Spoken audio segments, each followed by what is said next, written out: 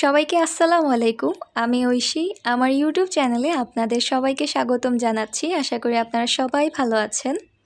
তো ঘুম থেকে উঠেই আমি চলে গিয়েছি আমার আইসিটি কোচিংয়ে। আর তারপর 12টার দিকে বাসায় এসেছি। এসে নিজের রুমটা একটু সুন্দর করে গুছিয়ে নিচ্ছি।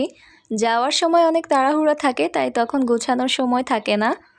তো এখন এসে গুছিয়ে আমি 1-1.5 ঘন্টার মতো রেস্ট নিব।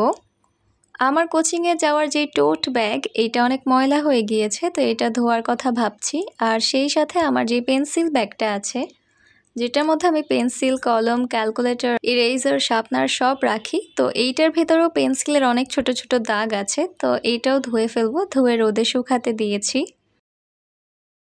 ছাত্র জীবনের সবচেয়ে গুরুত্বপূর্ণ এবং সংক্ষিপ্ত সময় হচ্ছে কলেজ জীবনটা।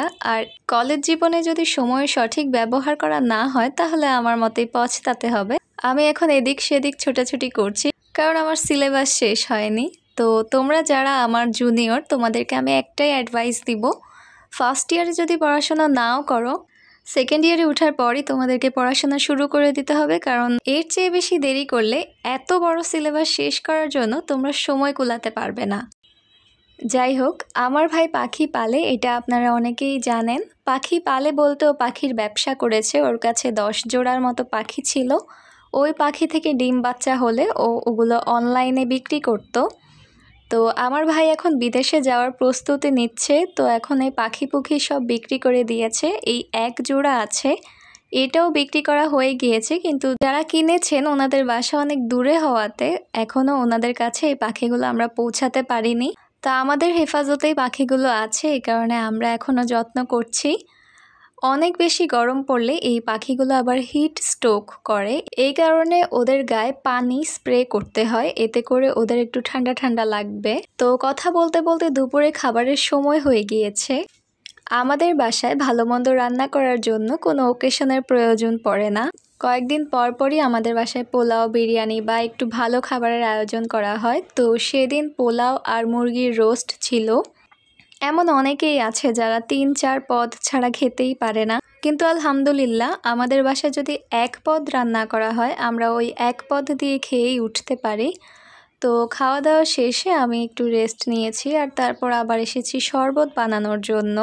আব্বু একটা বেল এনে রেখেছে, কিন্তু সময়ের অভাবে আমি আর সেই বেল দিয়ে শরবত বানাতে পারিনি। বেলটাকে পানি দিয়ে ভালো মতো ডলে নিতে হবে, তারপর এটাকে ছাঁকনি দিয়ে ছেঁকে নিতে হবে। তারপর এর মধ্যে পরিবারের সদস্য অনুযায়ী পর্যাপ্ত পরিমাণে পানি দিয়ে নিতে হবে। দিয়ে দিতে হবে পরিমাণ মতো চিনি আর 1 চিমটি পরিমাণ লবণ। তারপর এটাকে নেড়ে মিশিয়ে নিলেই বেলের শরবত রেডি হয়ে যাবে। সারা বছর আমি হেলে দুলে কাটিয়েছি, তো এখন পরীক্ষার আর 2 মাস বাকি। আমি এখন 3টা কোচিংয়ে পড়ছি।